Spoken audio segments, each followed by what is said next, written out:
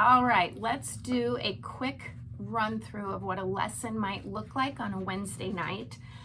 Because this is mainly for the sixth graders, I'm going to go through your lesson plan for September 1st. So that will be the first night of actual teaching time. And I believe, yes, on September 1st, you guys are going to have teaching time right away. So on the 1st, you will have your kids go directly to the choir room. Don't go to your small group spots. And I put this in your announcements on the 25th, but you will be Pastor Scott's early teaching time. So you'll go straight to the choir room for teaching. Then you'll go back to your small group and you'll just stay in your small group until 7:45. So here is how this is going to work. You have these lesson plans in your personal folder. And it starts out with the date, the name of the lesson. Then this tells you which book you're going to be in. It's called Lutheran History and Catechism, and it's Unit 2. And then these two numbers, the first number, page 98, is the page number in your book, okay, which is gray. And then the second number is 45. That's the page number in the student's book, which is orange. Generally, the bigger number is in this leader guide because we have more pages than the kids do. So the first part is, you'll see it's labeled information for you beforehand. That is all information that is specifically for you. If you have time to read it, great. If you don't, it's okay. It's just additional things that the publisher thought was helpful. And I went through and I condensed what is in the book onto this paper. So if you want a Cliff's Notes version, you can read mine. If you want to go through the whole thing, you can read all of it in the book. So it says right here, background information. That's the information for you beforehand, okay? All right. So they talk about background, then they do a section called what students need to know, which on your outline, I just write pay attention to, and I put everything in a nutshell right there. And then they have one more section called where they might struggle. And that is things that they anticipate the confirmation level students may be having a hard time with. So everything in this section down to this next red piece, that is solely for you as a guide. You do not have to go over this with the students. It's not meant for the students. It's at a little bit higher level. It's just to prepare you to go through this lesson with them. If you don't get to this, you aren't able to read it ahead of time, it's okay.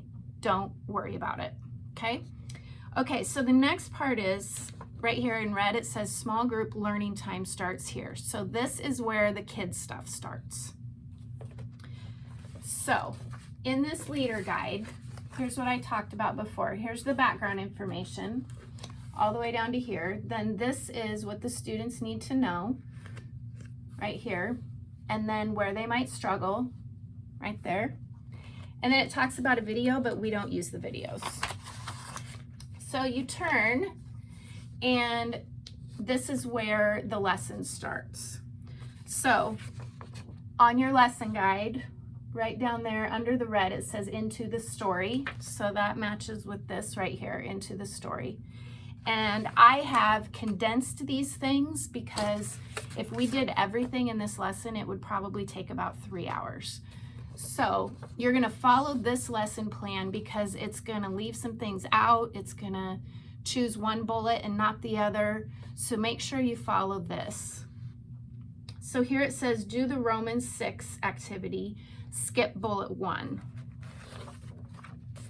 So in here, you'll see into the story, you're going to do the Romans 6 activity, which is right here, but you're going to skip bullet 1. So you just won't do that one, and you'll do these two.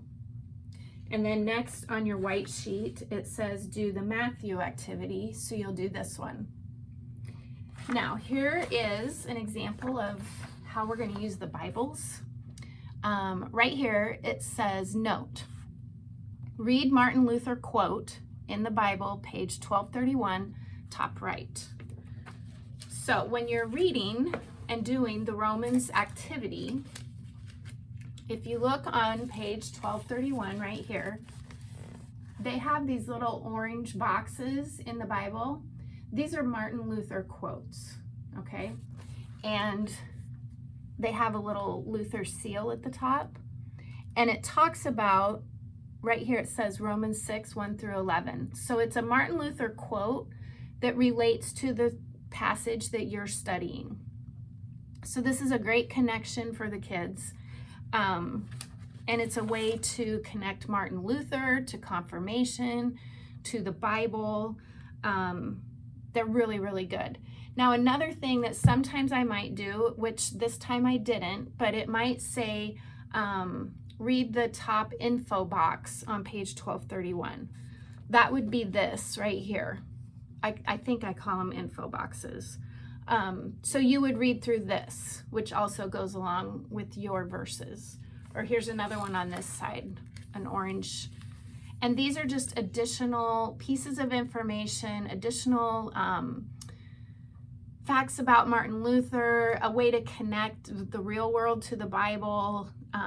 Really, really good additional things in the Bible that the kids have available to them that are unique to this Collaborate Bible, which is why we use it, because there's just so much good stuff in addition to the Word of God. Always in orange, always off to the side. The Martin Luther quotes, like I said, they have a seal down here. This is just kind of a definition type thing, and it has a building mark right here. But I will always give you the page number and the location, like top right, bottom left, something like that. Okay, so that's into the story right here. So there were 2 activities in your book right there. The next thing is questions. Now, I think this is a section that maybe you might need to skip to save time, because we are going to be tight on time. So as you can see here on the white sheet, I put questions, all 3 are good if time. If you think it's going to be a short night, you can skip them. Come back to them later. You know, if you have extra time at the end, come back to the questions later. That's totally fine. Okay, so then we've done into the story, we've done questions, so it's time for the actual lesson, which means that you're going to start working in the workbooks with the kids. We don't have enough workbooks in some of the units for everyone to have their own on the same night. For example, on September 1st, unfortunately, all 3 grades are using Unit 2. I don't quite have enough books to be able to do that, so some may need to share. Not very many, but if you're one of those groups, thank you for being flexible. So it says lesson page 46. That's the kids' book. And then I put, this is kind of a different one. We don't normally do this, but I put at the top, note, please make sure you have time to do the activity listed under want more. At the end of the night is perfect. So if you look,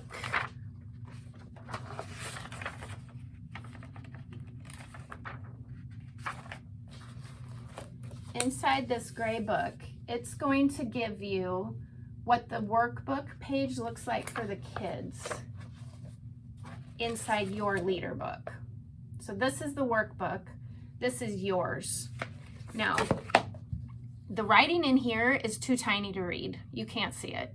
So you'll need to be able to see one of the kids' books to be able to read. But these notes are all very good, and I tried to put those on here. So follow this lesson plan and you should be good. You don't need to go through the actual lesson book and figure it out. So it says, explain the infographic is a lazy river and read the star on page 102. So it said to start on page 46, which the Holy Baptism lesson starts on page 45. I said 46 because we're skipping that page. We're not going to do that. So you're on 46, okay? And it says, explain that this is supposed to be like a lazy river. So it's kind of like a Adventureland type place. And you're on a lazy river because you're talking about baptism, which is water. And it says to read the star statement. So the kids have this. This is your leader book. Here's the star statement over here. So if it says read the star, that means I want you to read this to the kids. Then you're gonna start at Sacrament Land banners. So you're gonna do this with the kids. You're gonna start up here, and it says go to number 1 right here, which corresponds with number 1 over here. So this is an index for this ride, basically. So you're gonna start at number 1, and you're gonna read over here from the legend. And then it says, then on your white sheet, it says number 2, get your ticket, but you don't need to read it. So you're going down here. Where's number 2? Oh, sorry, you're going over here. There's number 2. I don't need you to read that. So then you're just going to move on to number 3. What about those guys? Which is right here. I don't know why they don't go in order.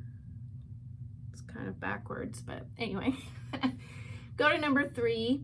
Read number 3 in the box.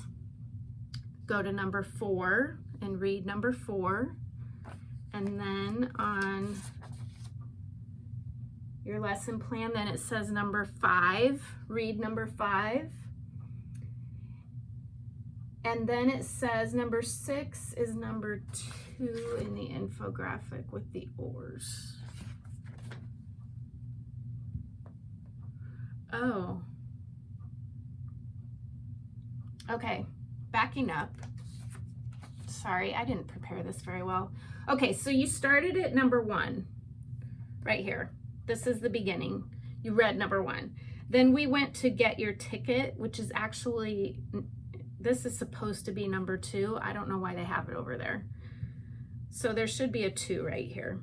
Then you go to 3, then you go to 4. I don't know why out of order. 5. This is last. So on your lesson plan, it says number 6 is number 2 in the infographic. And then you read number 2. So this is actually the end. Then you're going to read that. So that is the lesson, basically. I don't mention anything about this down here. This part is another part of the lesson. I don't mention it, so that means we're not doing it. On the next page, there's some more activities. If I don't talk about those, that means we're not going to do it.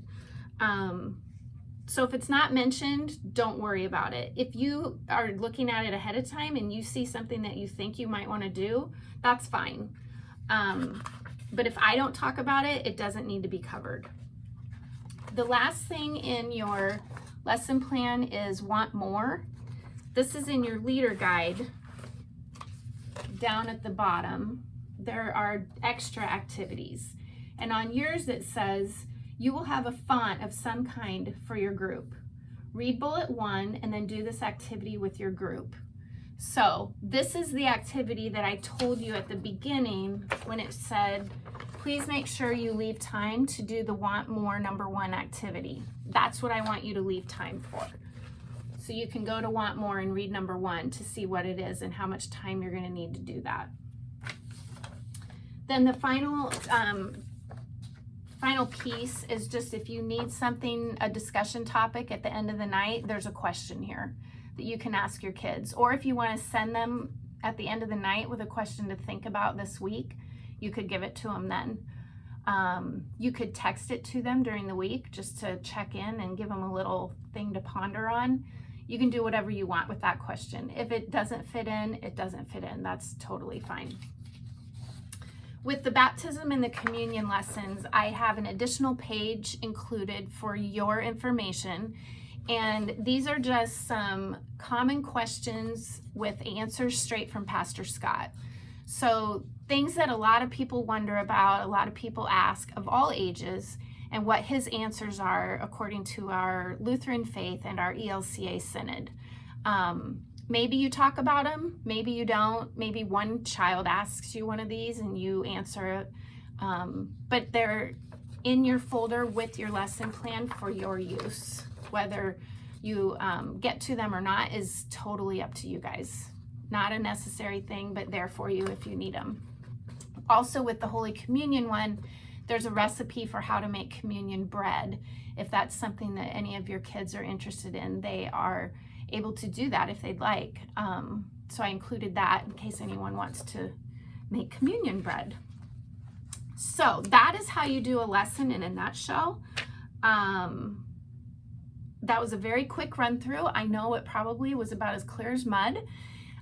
Feel free to come up and get books ahead of time if you want to walk through it at home at your own pace and kind of get familiar with how it works. You do need that Bible and your leader book, and I like to have a kid's book with me so I can read it, because the type in the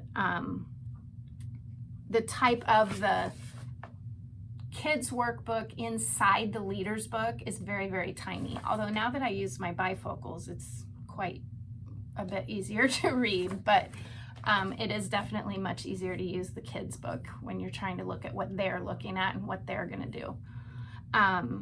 Okay, I think that's it.